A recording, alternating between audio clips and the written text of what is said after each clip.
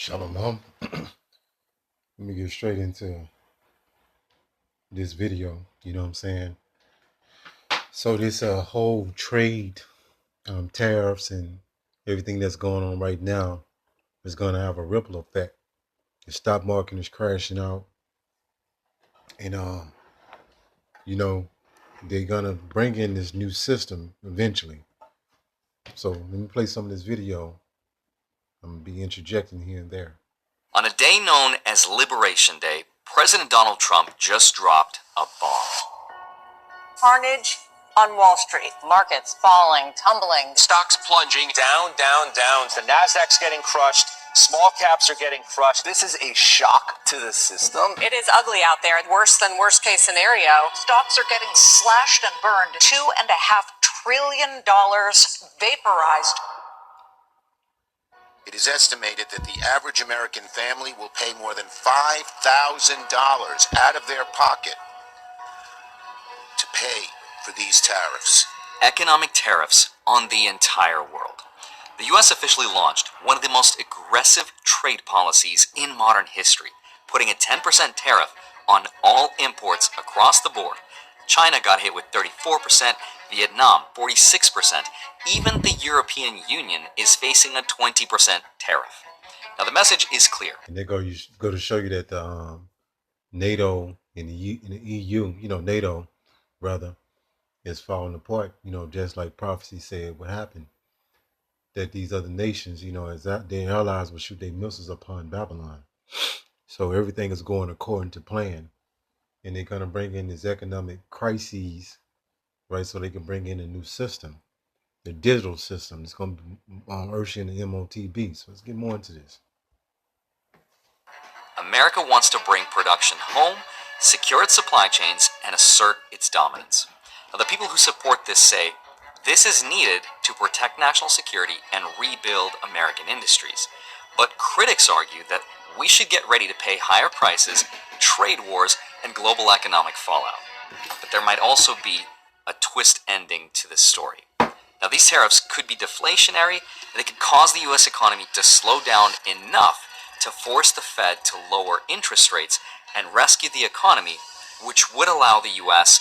to refinance its debt and send the markets to the moon.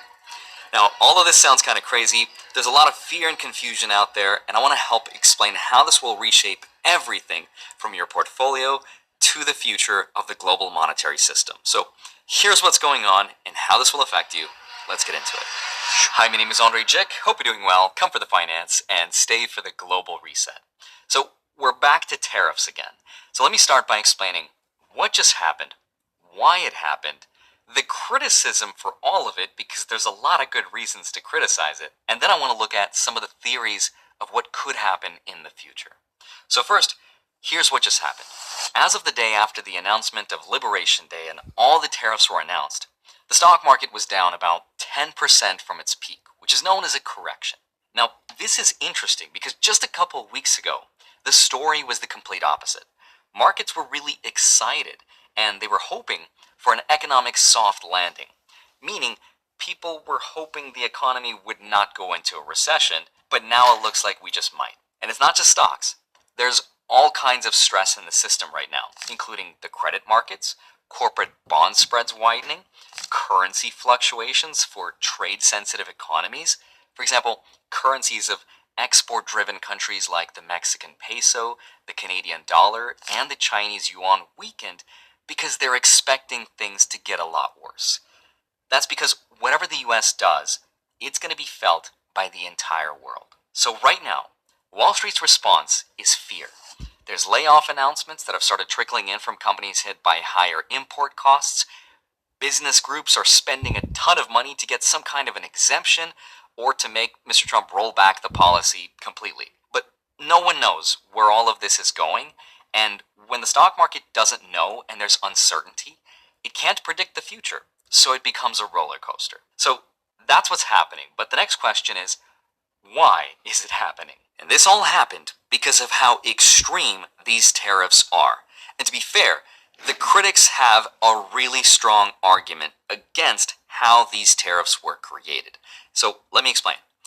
The administration told us that these tariffs were reciprocal, meaning they mirrored what other countries charged the US for imports. Whatever they charge us, we charge them the same. Reciprocal tariffs on countries throughout the world. Reciprocal. That means they do it to us and we do it to them. They also claimed the tariffs were then cut by half because we're nice. But that's not true.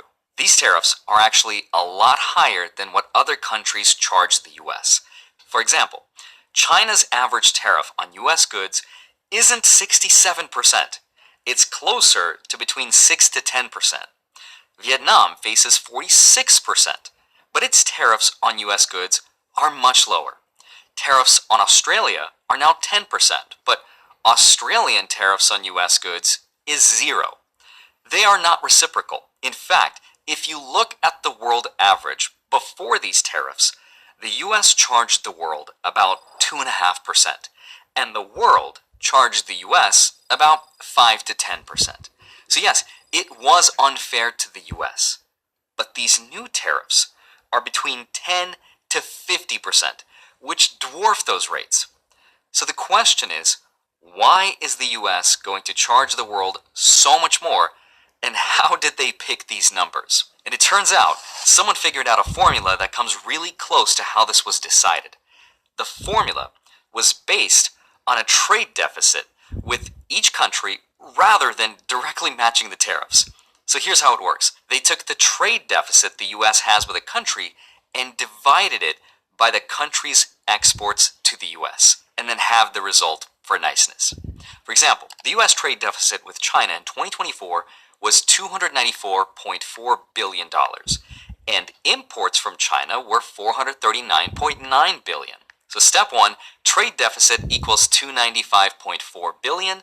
Step 2, $295.4 billion divided by $439.9 billion equals 67%. Step 3, 67% divided by 2 equals 33.5, so round up, which is how we got to 34%. A 34% tariff was applied to Chinese goods. Now, this formula was actually used for a lot of the countries listed, so let's look at another one. The US has a $17.9 billion trade deficit with Indonesia. Its exports to the US are $28 billion. So 17.9 divided by 28 equals 64%, which we are told is what Indonesia charges us. Because we're nice, we'll charge them half, 32%, half of 64. In reality, the number Indonesia charges the US is not 64% and never was. What it actually is about 8.1% on average. But it's certainly not 32% and it's nowhere near 64%. Here's the rest of the countries if you want to pause and do the math yourself. But wait, it gets even worse. Because these numbers were purely based on goods, and the math completely ignored what are called the services section of an economy, which are things like tourism, education, financial services, and that's where the US actually has a trade surplus.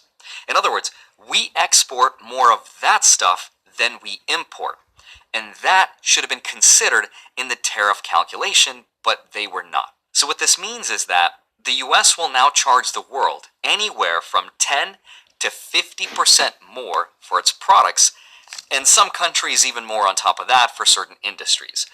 So ultimately then, what does this all mean, and what's going to happen next? So most people will fall in one of two camps. The louder camp being, Trump is so dumb he doesn't understand economics. So that's one of them.